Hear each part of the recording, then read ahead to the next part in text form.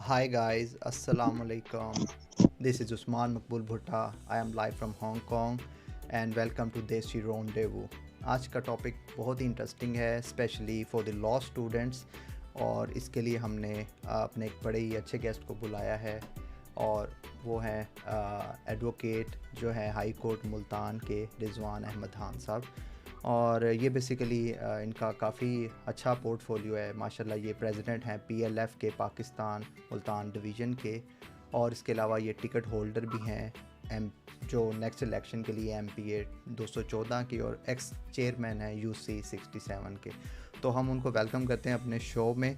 और इसके अलावा हमारे जो एक और गेस्ट हैं उसका सादिया आपको बताएंगी। पहले तो सादिया की तरफ से अस्सलाम वालेकुम Sadia. Walaikum Assalam and Assalamu alaikum to everybody who is watching this episode. Today it's going to be an interesting one because हम एक तो सर रिजवान साहब से जो है वो बात करेंगे, उनसे थोड़ा सा जानेंगे जो भी पाकिस्तान की ग्राउंड रियलिटी है related to of course lawyers and advocates. इसके अलावा we have our lawyer in making Ali Tanveer with us who is in the final year और वो हमारे जो है वो future हैं। तो हमने सोचा कि क्यों ना इस दफ़ा एक ऐसे बच्चे को भी बुलाया जाए, एक ऐसे जो है वो ग्रेजुएट जो कि बस ग्रेजुएट मतलब अपने होने वाले हैं और उन्होंने आगे इस चीज़ में जो है वो सर्व करना है। तो why not give him some guidance related to whatever he is going to do in the future. ठीक है, तो हम अली को भी वेलकम कहते हैं और सर रिजवान को भी वेलकम कहते हैं। अस्सलाम वालेकुम sir. Thank you for being with us. वालेकुम अस्सलाम, थैंक यू।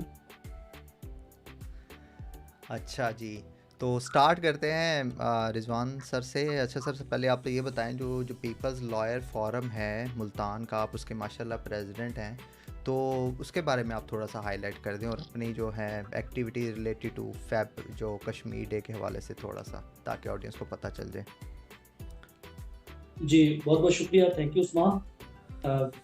सबसे पहले मैं ये बता दूं कि पीएलएफ क्या है, पीपल्स लॉयर फोरम।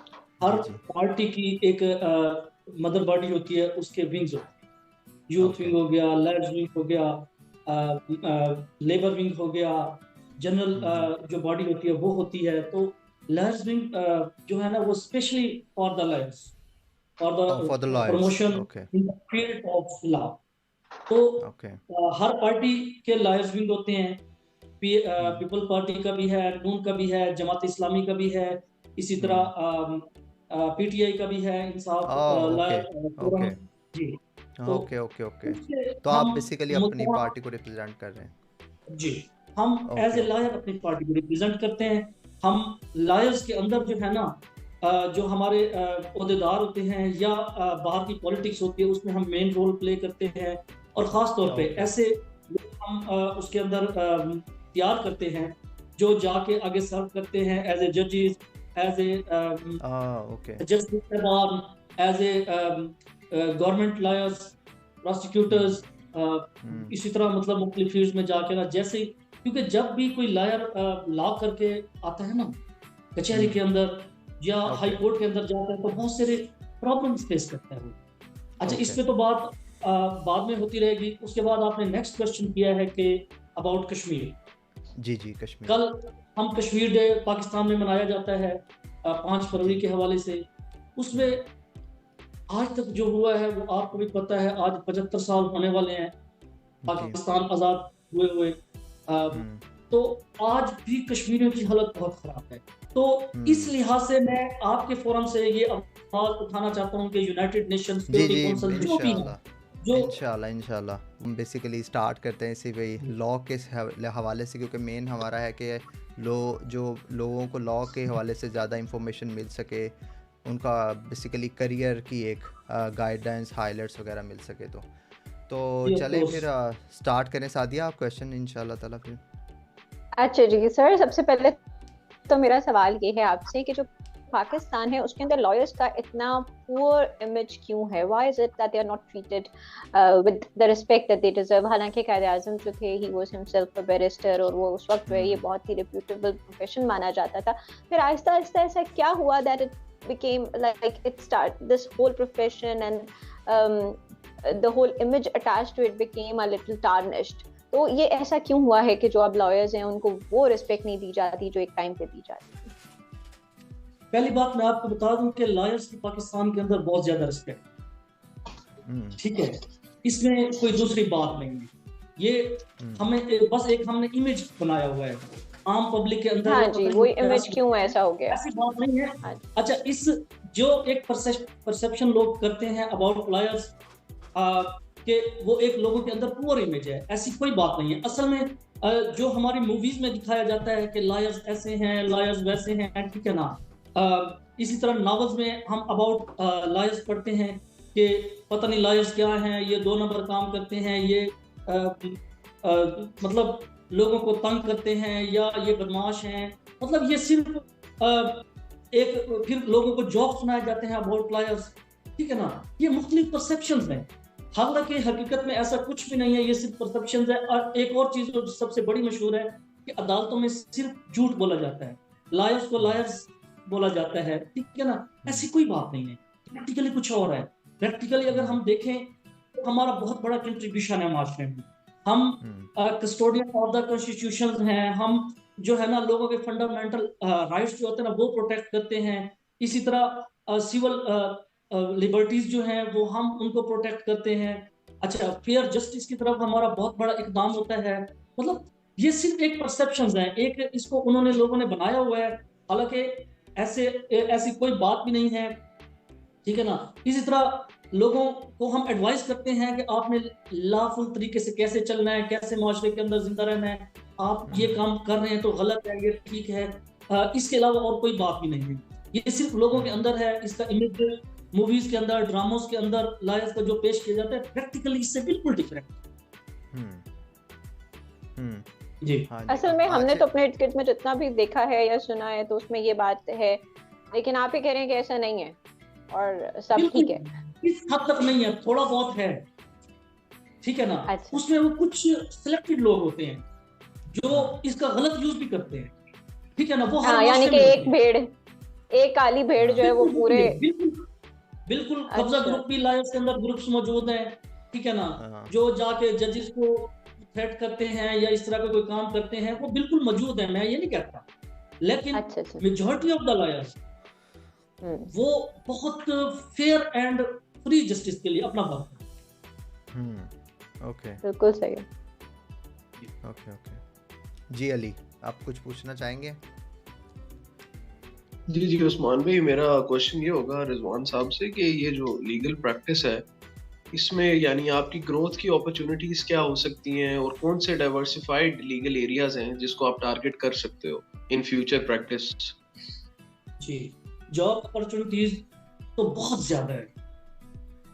आप सिविल प्रैक्टिस में चले जाएं, डाइवर्सिफाइड आपने बात की है areas of the law. Criminal में चले जाएं, आप कॉर्पोरेशन में चले जाएं, मतलब आप हर फील्ड में लीगल एडवाइजर्स होते हैं हर कंपनीज में, ठीक है ना। इसी तरह जो क्राइम्स होता है थानों में, बाकी मामला जो होते हैं, आप इतनी फील्ड्स है ना लॉ करने के बाद। हर आप मुल्तान की बात करें, मैं यहाँ पे MDA एक इदारा है, यहाँ पे कॉर्पोरेशन इदारा है, यहाँ पे मुख्तलिफ यूनिवर्सिटीज हैं, उनके मतलब हर फील्ड में आप लॉयर्स की जरूरत पड़ती है। और हर जितने भी फैक्ट्रीज हैं, जितनी अपना कॉलेज हैं, यूनिवर्सिटीज हैं, बिजनेसमैन हैं, मतलब गवर्नमेंट के इदारे जितने भी हैं, सबको एक जो है ना लॉयर की जरूरत पड़ती है। तो इसकी बहुत वसी फील्ड है। उसके बाद जजेस बनते हैं, जस्टिस साहबान बनते हैं, उसके बाद आप ये बनते हैं अपना पुलिस के अंदर ट्रेनिंग बनते हैं, ठीक है ना। मतलब ये सारे लॉ ग्रेजुएट होते हैं। बिल्कुल ठीक। ओके, कोई एक फील्ड मखसूस नहीं कर सकते आप, हर फील्ड के अंदर एक लॉयर की जरूरत होती है। तो आप रिजवान भाई किस एरिया में प्रैक्टिस करते हैं? मतलब आपने जब स्टार्ट किया अपना करियर, किस एरिया से स्टार्ट किया?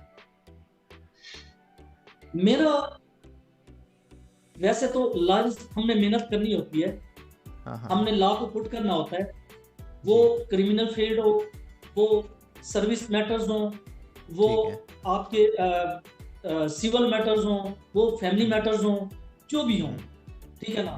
तो लॉ, मखसूस जो लॉ होता है उसके मुतालिक, क्रिमिनल्स के मुतालिक, सिविल के मुतालिक, ठीक है, या कंपनीज लॉ मौजूद हैं या हाँ, बाकी लीगल चीजें जो हैं। लीगल एडवाइजर्स होते हैं। हमें मेन गाज होती है कि अगर कोई फीस हमें दे रहा है तो हमने उसके केस को तैयार करना होता है, ठीक है ना। ओके ओके वो ओके लॉ तो वही है जो हम पढ़ चुके हैं, सारे लॉज हम पढ़ चुके हैं, ठीक है ना। ओके लेकिन ओके मेरी ओके। जो फेवरेट है ना, हाँ वो है क्रिमिनल फील्ड। अच्छा अच्छा। लेकिन आपको नहीं लगता कि क्रिमिनल फील्ड जो है वो बहुत टफ है और it's a dangerous as well? You like living on the edge? मतलब ये काफी हाँ, मतलब मुश्किल दूसरी फील्ड पार्टी जो है। है वो, उससे खतरा नहीं फील होता कि दूसरी पार्टी अगर कुछ ज्यादा ही डाटी किस्म की आ गई तो बंदा के यार मतलब हाँ बिल्कुल ऐसा होता है। बहुत सारे मामलात में लॉयर्स मर्डर भी हुए हैं पाकिस्तान के अंदर, हाँ ठीक यस। है ना। सेंसिटिव केसेस आ जाते हैं जिसमें लॉयर्स को प्रोटेक्शन लेनी पड़ती है पुलिस की, ठीक है। लेकिन उसके बावजूद ये एक अच्छी फील्ड है। इसमें एक तो ज्यादा वक्त नहीं, 2-3 साल में फैसले हो जाते हैं, ठीक है। और उसके अलावा हम इसे कहते हैं मार धाड़ की फील्ड, ये वो चीज। इसमें इसके लिए फिर आपको फीसिस के मुतालिक मैं बता दूं, इसमें फीसिस भी अच्छी मिलती हैं। अच्छा, यानी कि अच्छा what I can get from this is कि ऑल्दो, लेकिन ये जो आप जो हमें सुन रहे हैं, जो मुझे इस चीज से what I have understood is, और आई थिंक अली भी इस पे कुछ कमेंट ले लेंगे, जो हमें समझ में आ रहा है वो ये है कि जो क्रिमिनल लॉ जो लोग प्रैक्टिस करते हैं, they kind of earn a little bit better as compare to जो लोग फैमिली प्रैक्टिस में जाते हैं। तो सर कॉर्पोरेट वाला भी तो एक बहुत बड़ी फील्ड है, जिनको वो जो पूरे कॉन्ट्रैक्ट्स बनाते हैं, एमओयूज बनाते हैं, तो ये भी तो एक काफी ज्यादा मुझे ऐसा लगता है कि दैट्स आल्सो वेरी डिफिकल्ट जब आप किसी डिफरेंट कॉर्पोरेट्स के, डिफरेंट इंडस्ट्रीज के, डिफरेंट बड़ी बड़ी कंपनीज के लिए जो है वो आप लड़ते हो या उनके केसेस को जो है वो लेकर चलते हो। Do you think that they also are paid well? बिल्कुल, इसमें कोई शक नहीं है। इस वक्त पाकिस्तान में जो है ना, कॉर्पोरेट की फील्ड बहुत ज्यादा तरक्की कर रही है और वो अच्छी फीसें देते हैं, इसमें कोई शक नहीं है, और बहुत अच्छी फील्ड है कॉर्पोरेट की। लेकिन मैंने पहले बताया कि मेरा शौक जो है ना, वो जो मुझे अच्छे लगते हैं वो क्रिमिनल अच्छे लगते हैं। मैंने अपनी जात की बात बताई इसमें। एक तो क्योंकि मैं एज ए पॉलिटिशियन भी मैं वर्क करता हूँ इलाके में, ठीक है ना, मेरे पास टाइम बहुत कम है, तो इसमें जो है ना क्रिमिनल्स में आप इजीली टाइम दे सकते हैं। ओके अच्छा जी। अली, आपका इससे रिलेटेड मुझे अली से सवाल करना है। Ali, what do you think, आपने कौन सी फील्ड चूज करनी है और क्यों चूज करनी है इन सारे ऑप्शंस में से? What are you inclined towards? जो रिजवान साहब ने अभी अर्ज किया था उसमें यही है कि क्रिमिनल फील्ड एक वो आगे से बहुत ज्यादा डाइवर्सिफाइड फील्ड है। कॉर्पोरेट वगैरह तो फिर आपका ये है कि बिजनेस मैटर्स हैं, ये हैं वो हैं। मैं खुद पर्सनली भी चाहूंगा कि मैं क्रिमिनल साइड पर ही जाऊं, बट ज्यादा जो एक्सटेंट पे मैं जाऊंगा वो यही है कि कॉर्पोरेट सेक्टर में जाया जाए। मतलब दोनों को मिक्स करोगे, दोनों के चीजों को? मुझे अच्छा, तो सर अगर सर रिजवान से मैं पूछती हूँ, सर ये जो क्रिमिनल वाला है उसमें कौन कौन से एरियाज आते हैं? मतलब एक तो हमारे बहुत ही हाई एंड के, अल्लाह रहम करे, प्रॉब्लम्स आ गए ना, कि कोई किसी भी किस्म की एक्सिक्यूशन हो गई या कुछ इस किस्म की चीजें होंगी, उसके अलावा भी तो कुछ और चीजें भी इसके अंडर आती होंगी। क्रिमिनल्स में यही मर्डर हो गए, इंजर्ड पीपल्स हो गए, तौहीन रिसालत हो गई, मतलब इस तरह की जितनी फील्ड्स है ना जिसमें सजाएं होती हैं, आपको माली नहीं जिस्मानी सजाएं होती हैं, या वो किसी को डकैती हो गई या चोरियां हो गई, मतलब ये बहुत बड़ी फील्ड है ये। तो ये इसमें फील्ड में आते हैं criminals. Okay okay okay.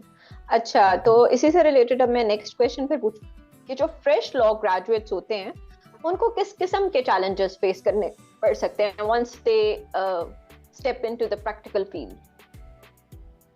Actually जो सबसे बड़ी फ्रेश लॉयर्स के लिए जब वो आते हैं ना कचहरी के अंदर वर्क करने के लिए, सबसे बड़ी प्रॉब्लम उन्हें होती है कि वो चाह रहे होते हैं कि हम फौरी तौर पर ना पैसे कमाने शुरू कर दें, क्योंकि जूनियर्स जो होते हैं उनके पास घर से खर्चा पूरा सूरा मिलता होता है, वालिदैन भी चाह रहे होते हैं कि अब 24-25 साल का ये हो चुका है तो अब कुछ कमाए।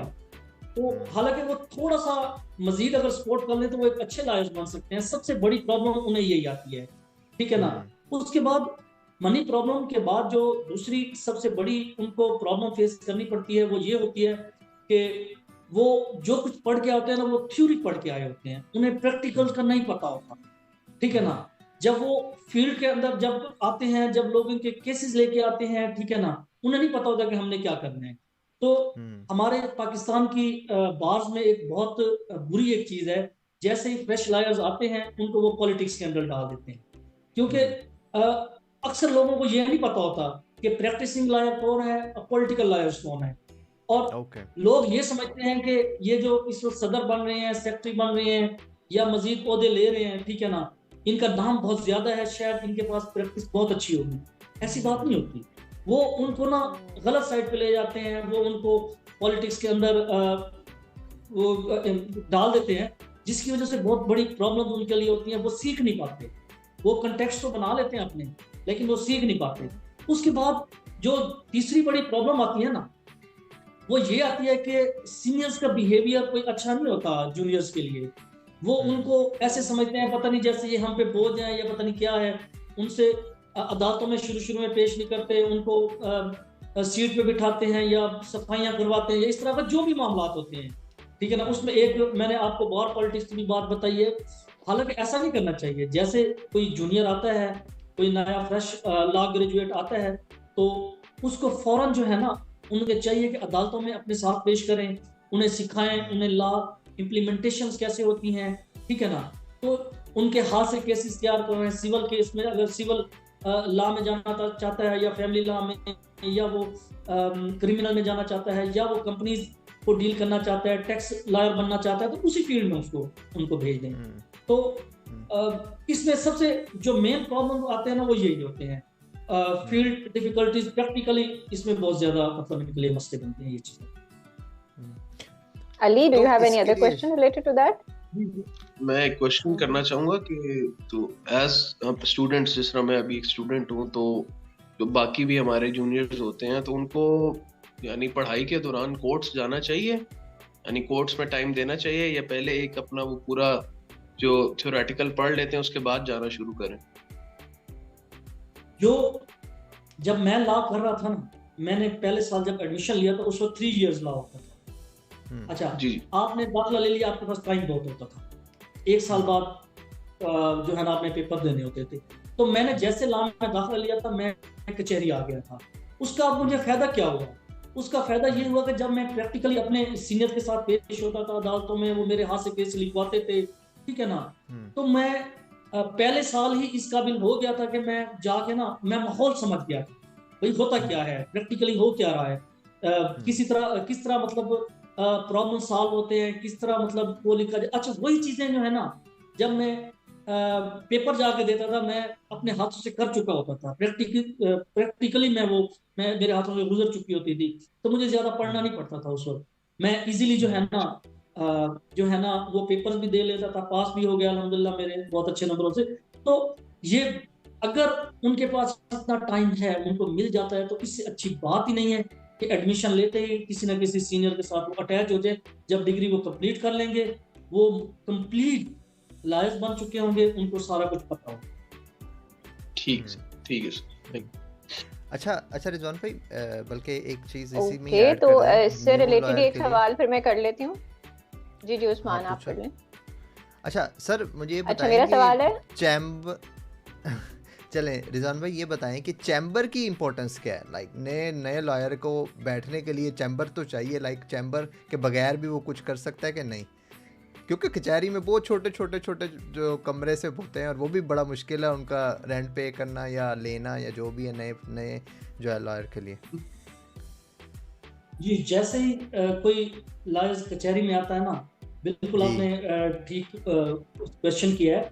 चैम्बर्स के लिए भी मसला होता है उनको कि वो अपना आज़ादाना चैम्बर हो उनका, जहाँ पे अपनी मर्जी से वो काम कर सकें, ठीक है ना, बजाय इसी के किसके चैम्बर में जाके बैठे, या वो बिल्कुल भी बहुत बड़ा प्रॉब्लम है इसमें।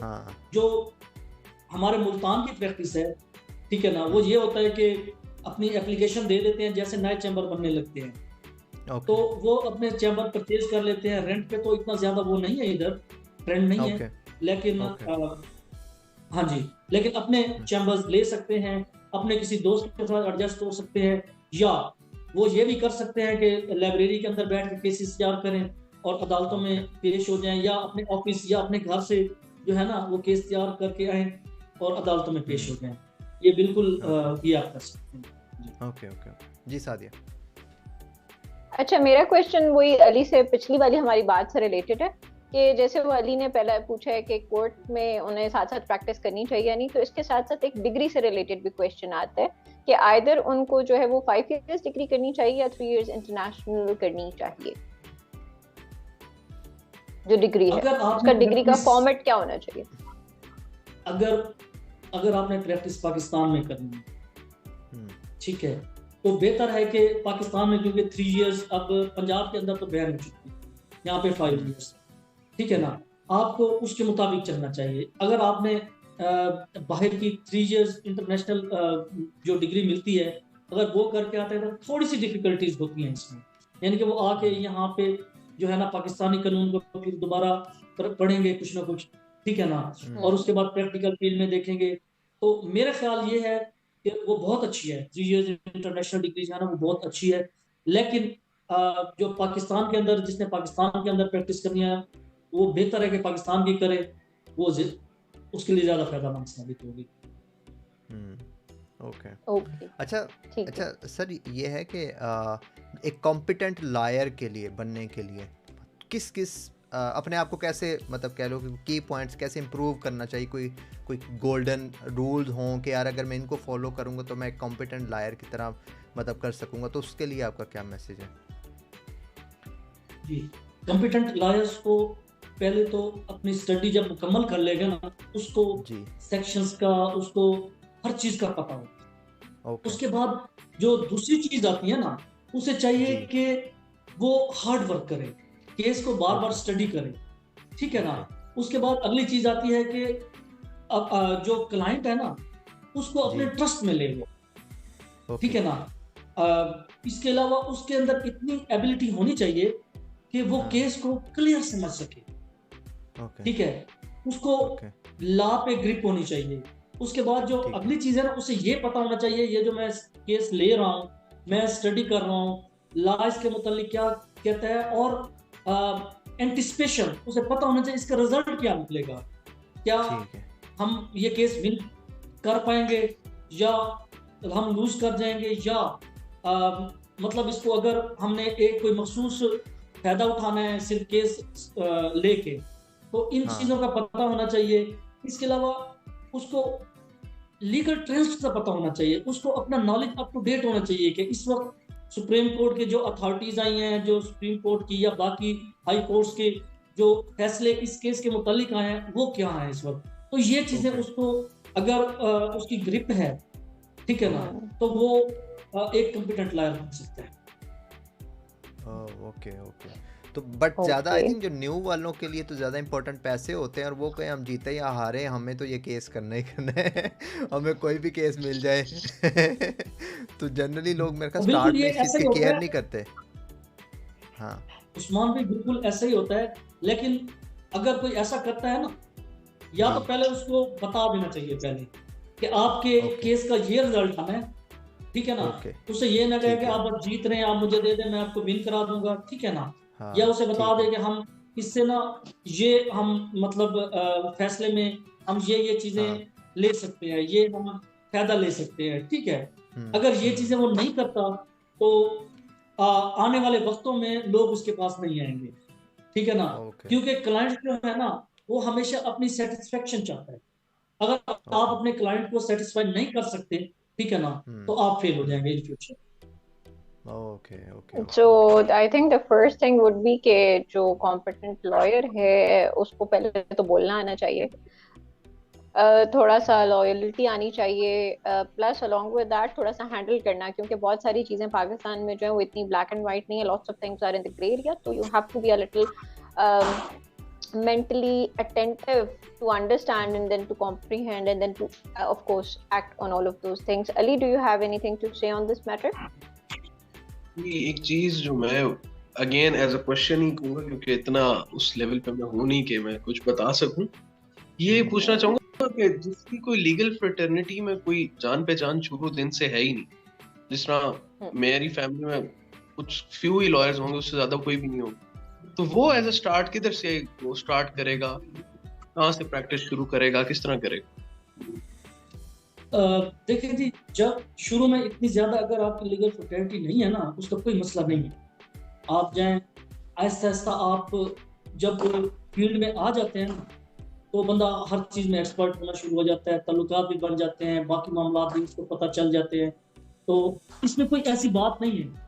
आप बल्कि शुरू में तो आपको अपनी अटेंशन जो है ना सिर्फ इसी चीज़ में लगानी चाहिए कि प्रैक्टिस करनी है, आपने लॉज पढ़ने हैं, आपने जो उसमें अमेंडमेंट्स हैं वो पढ़नी है, ठीक है ना।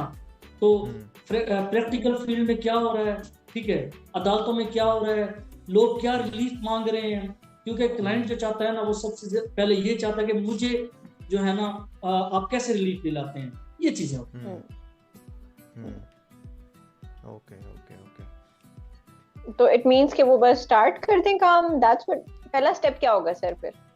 पहला स्टेप ये होता है कि लाइसेंस मिलने से पहले ना 6 महीने की प्रैक्टिस जरूरी होती है, ठीक है ना। उसके बाद उसका टेस्ट होता है, वो भेजनी होते हैं। सबसे पहले वो जाके ना अपने किसी सीनियर के साथ, जो भी जिसको वो बेहतर समझता है, उसके साथ 6 महीनों से गुजारने पड़ते हैं, ठीक है ना। उसके बाद वो अपनी प्रैक्टिस कर सकता है। जैसे लाइसेंस मिलता है, लाइसेंस के बाद आप प्रैक्टिस कर सकते हैं, इंडिपेंडेंट आप अपीयर हो सकते हैं।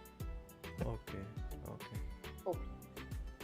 तो आपको लगता है कि अब जो लीगल स्टडी है उसके अंदर टेक्नोलॉजी का भी कोई रोल आ चुका है? और दीस थिंग्स रिलेटेड नाउ? अच्छा जी, कैसे? जी बिल्कुल, बहुत ज्यादा आ चुका है।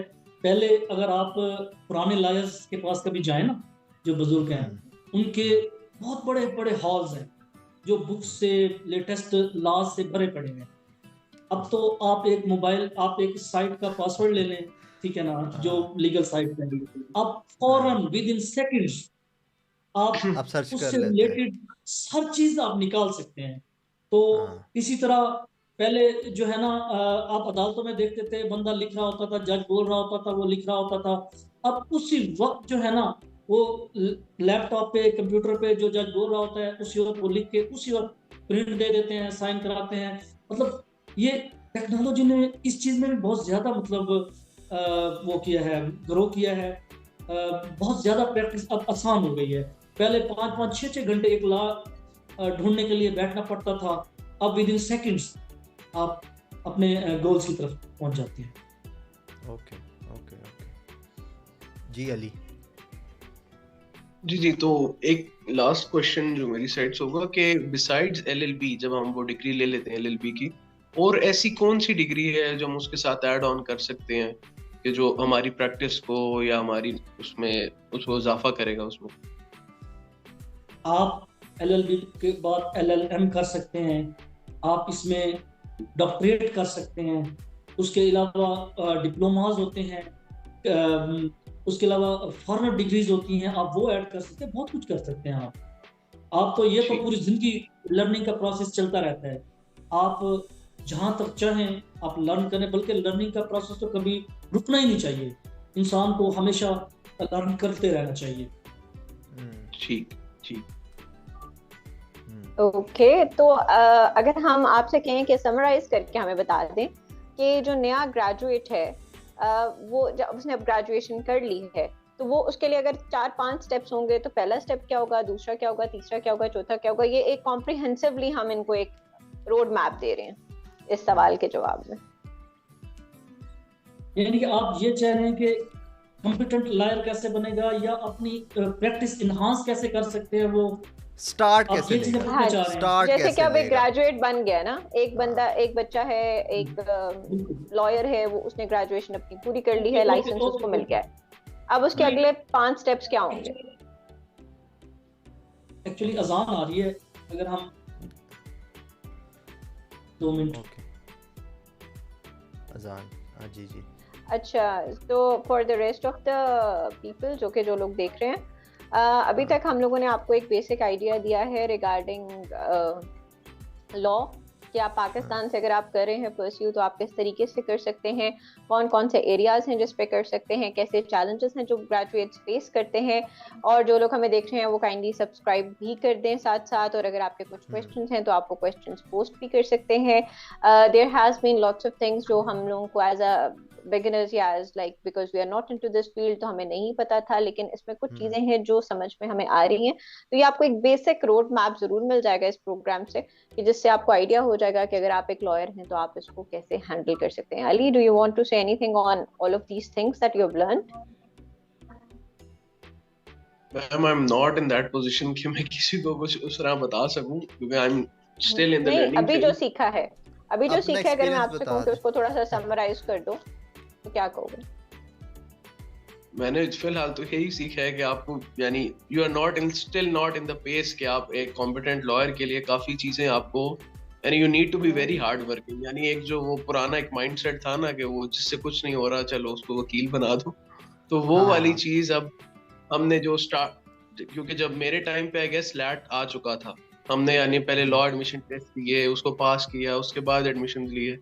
उससे पहले तो ऐसा कुछ नहीं, तो बस ये हाँ, बाकी लोग ऐसे ही बस चले जाते थे। सही बात है। हाँ जी, क्योंकि पहले आपको यानी आप कोई नौकरी कर रहे हो साथ लॉ भी कर रहे हो, क्योंकि पहले 3 साल में हो जाता था, ग्रेजुएशन तो सबने की होती, तो अब इसको अच्छी बात है प्रॉपर डिग्री की तरह लोग करते हैं।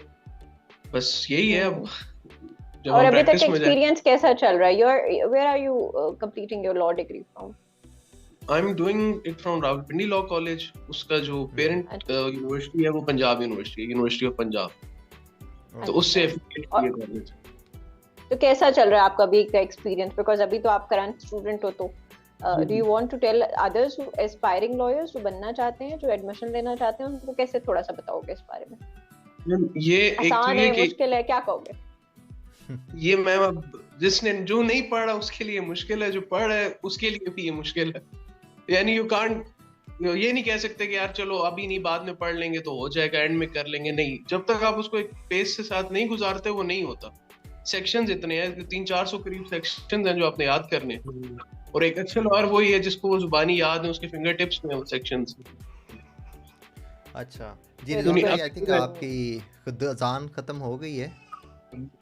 हाँ जी, थैंक यू अली। ठीक है जी प्लीज जी आपने जो क्वेश्चन किया था ना, हाँ, उसमें लॉ डिग्री लेने के बाद सबसे पहले जो पहला स्टेप होता है ना, उसको अपना लाइसेंस लेना चाहिए प्रैक्टिस का। ठीक है, उसके बाद लाइसेंस जो जी, उसके बाद सेकंड नंबर पे जो होता है ना, उसको चाहिए कि किसी सीनियर के साथ कुछ अरसा लगा ले। ठीक है, उसको तीसरे नंबर पे हार्ड वर्क करके जो भी उसके केसेस उसके सीनियर्स के हैं या उसको इंडिपेंडेंट मिल रहे हैं, उस पे बहुत ज्यादा स्टडी करनी चाहिए। ठीक है ना, उसको उसमें बिल्कुल जो है ना स्ट्रांगली तरीके से उसको पता हो कि क्लाइंट आपसे क्या चाह रहा है, आपसे क्या रिलीफ लेना चाह रहा है, हम उसको कैसे गेन कर सकते हैं, उस रिलीफ को हम जजेस से कैसे ले सकते हैं। ठीक है, उसके बाद उसको टाइम स्पेंड करना चाहिए अपने फील्ड में। अच्छा, दूसरी बात ये है कि फीस जरूर लेनी चाहिए उसको, थोड़ी ले ज्यादा ले, ठीक है ना, क्योंकि फीस के बगैर जो खास तौर पे यार दोस्त आते हैं या कोई इलाके के लोग आ जाते हैं, जी हमारा बच्चा लायर बन गया तो ये फ्री करेगा, ठीक है ना, जब तक आप फीस नहीं लेंगे आपको अच्छा लायर कभी नहीं समझेंगे।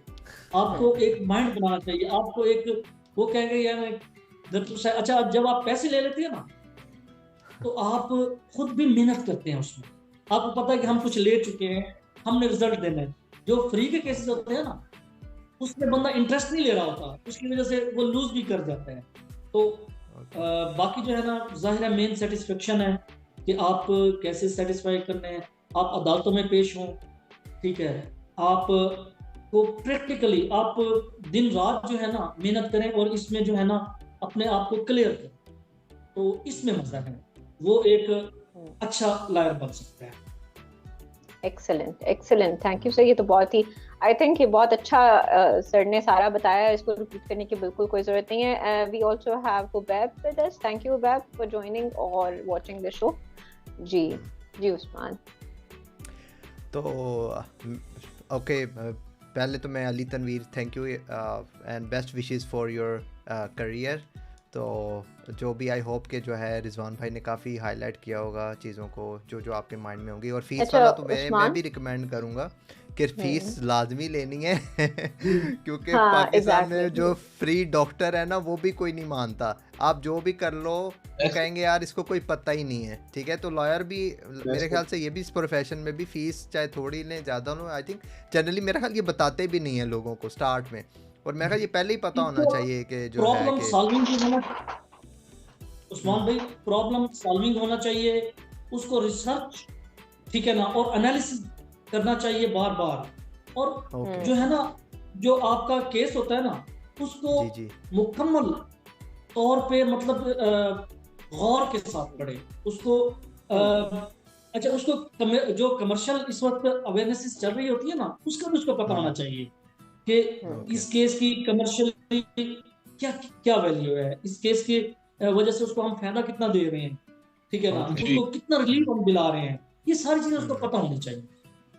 ओके ओके ओके जी अच्छा एक साथिया चीज और ना, मैं थोड़ा सा इस बारे में कहूंगी, मुझे अली से भी मैं पूछती हूँ कि क्या ऐसा होता है कि जैसे कि जो जो बच्चे पढ़ रहे हैं, for example they are like lawyer in process, तो उस टाइम पे उनको जो जो प्रोजेक्ट्स ये दूसरे लॉयर्स देते हैं, क्या उसकी कोई फी देते हैं, या वो यही एक्सपेक्ट करते हैं कि हमारे पास हम तो सिखा रहे हैं तो बस हम यही बहुत बड़ा एहसान कर रहे हैं, और हम इन बच्चों को जो इतनी देर आएंगे, जो इतना टाइम स्पेंड करेंगे अपनी पढ़ाई के साथ, हम उनको उस चीज का कोई टोकन मिलता है, कोई ऐसी जैसे डॉक्टर जब हाउस जॉब करते हैं तो उनको थोड़ी बहुत जो भी अमाउंट मिलती है, तो क्या इस तरह का कोई सिस्टम लॉयर्स के लिए भी है, या इनको इस चीज का कुछ भी बेनिफिट नहीं है और इनको बहुत ही इंट्रिंसिक अपनी ही मोटिवेशन, सेल्फ मोटिवेशन की बेस पे ही इनको सारे काम करने पड़ते हैं?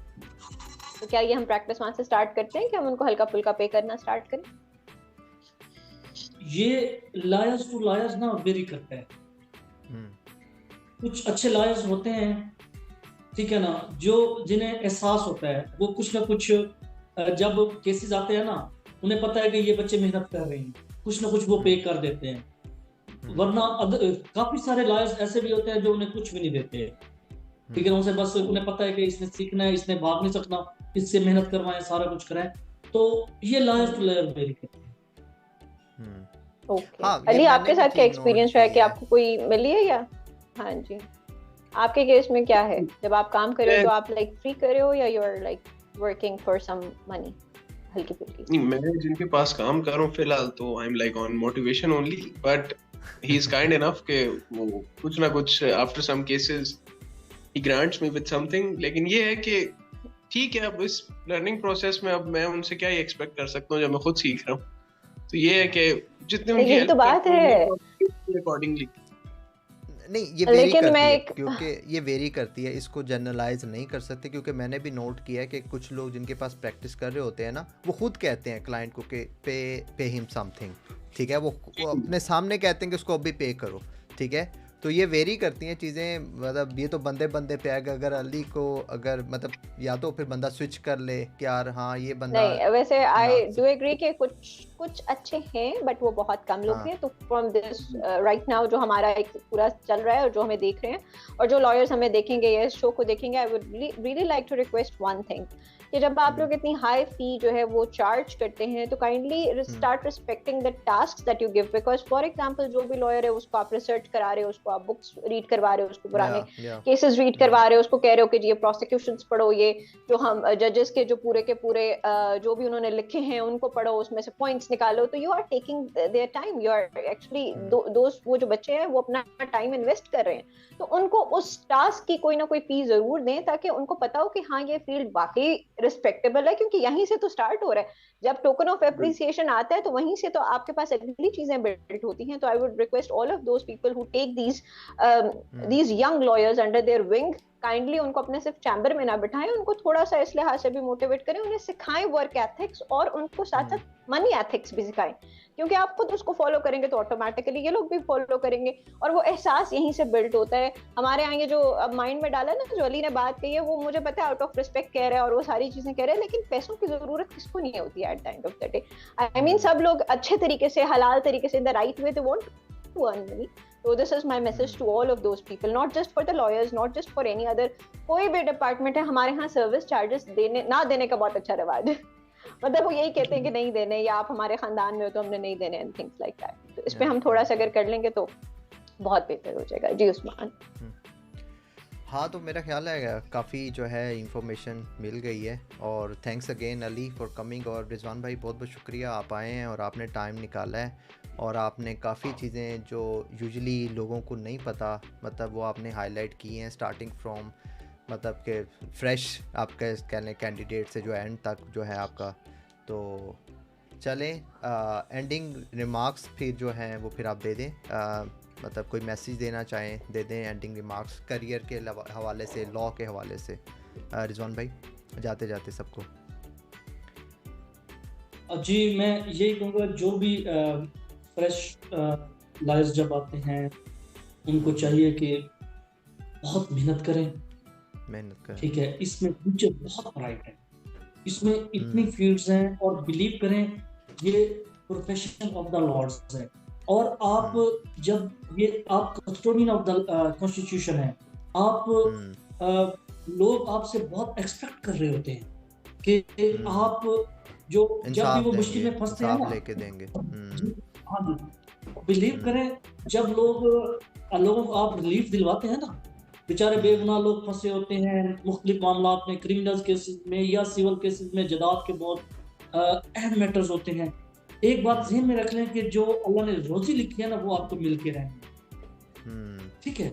आपने अपना एक स्टैंडर्ड बना, आपने कभी ये नहीं करना कि ये बस केस आ रहा है, ठीक है ना, इसको फ्री कर दें, या मतलब इसकी वजह से पता नहीं हमने ना लिया तो पता नहीं क्या हो जाएगा। आप अपना फुल अटेंशन के साथ, आपका, मैं कई ऐसे लॉयर्स को जानता हूँ जो बिल्कुल फ्रेश हैं, और उनके बिलीव करें कि वो विनिंग जो उनके परसेंटेज है ना, वो अबव 90 है, क्योंकि वो जब पढ़ के आते हैं, ठीक है ना, जब वो पढ़ के आते हैं फिर वो कंसंट्रेट करते हैं, मेहनत करते हैं, उनकी मेहनत का जब सिला मिलता है। अच्छा, फिर जब एक आपने शो करा दिया रिजल्ट, वो बड़ी तेजी से फैलता है कि ये जो लॉयर्स है ना, ये आपको हमेशा जो है ना रिलीफ दिलवाता है, ठीक है ना।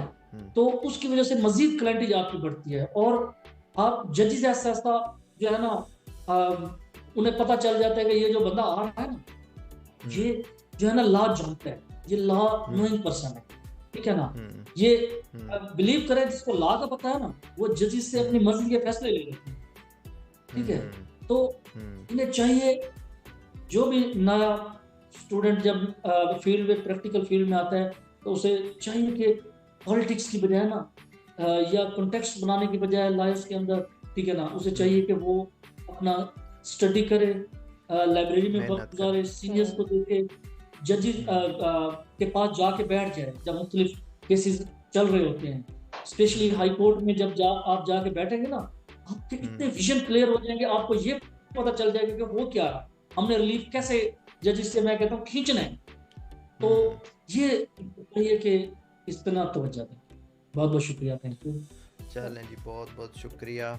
अच्छा सर, एक छोटी सी बात है, जैसे बाहर के कंट्रीज में एक चीज़ है कि एक तो होती है जो सर्विस चार्जेस वो जिसमें वो लेते हैं, और एक होते हैं प्रो बोनो केसेस, जिसके अंदर वो बेसिकली ऐसे लोग जो अपना खुद फाइट नहीं कर सकते, जिनके पास इतनी अमाउंट नहीं होती। तो यहाँ पाकिस्तान में भी क्या आप इस तरह के किसी सिस्टम पे कहेंगे कि एक तो ये है ना कि आपने लेने हैं, ठीक है, जो लोग बाकी दे सकते हैं, लेकिन प्रो बोनो केसेस की भी कोई, अगर वो हर लॉयर अगर 80% केसेस के जो है वो पैसे चार्ज कर रहा है, तो कुछ 20% प्रो बोनो केसेस भी ले ले, जिसमें वो जो नहीं, बहुत सारे लोग हैं जो बहुत मजबूर हैं और इतनी ज़्यादा फी नहीं दे सकते।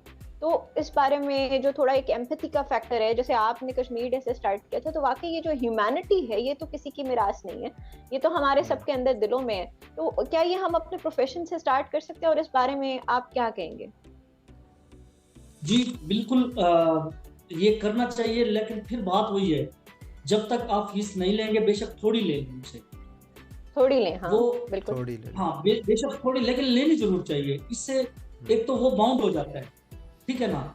दूसरा, पाकिस्तान में तो बहुत अच्छा इसके लिए ट्रस्ट भी मौजूद है, इसके लिए बहुत सारी, अच्छा कोई बंदा खुद जाके अगर प्लीड करना चाहे अदालत में वो खुद भी कर सकता है केस, ऐसी बात नहीं होती, ठीक है ना, कि उसने ओके। लॉयर्स को लाजमी इंगेज करना है।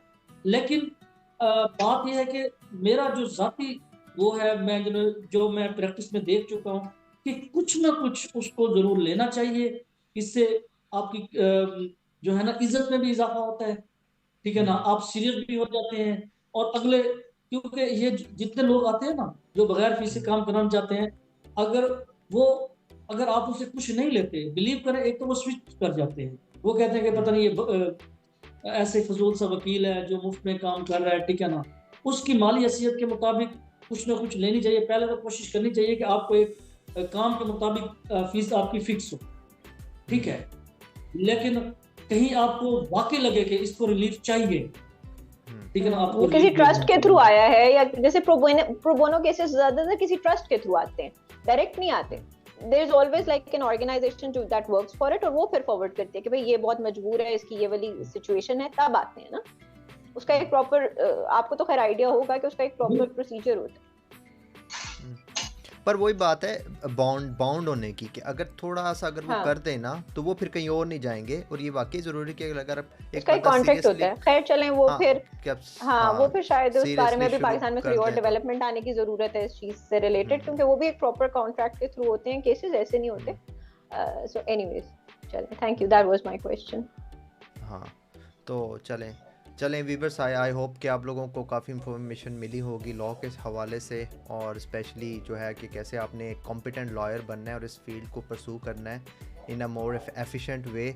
और रिजवान जो है सर ने काफ़ी हमें अच्छे रिमार्क्स दिए हैं, और अली को भी आई थिंक काफ़ी गाइडलाइन मिली होगी, ठीक है। और आप लोगों को भी मिली होगी। अगर कोई आपके क्वेश्चंस हो, सजेशंस हो, तो काइंडली राइट टू अस या कमेंट में लिखें, तो हम ज़रूर इनसे, रिजवान भाई से पूछ लेंगे आप सब चीज़ों का। तो yes, that's all for today, और अपना ख्याल रखिए, फिर मिलते हैं इंशाल्लाह। ओके, अल्लाह हाफिज़।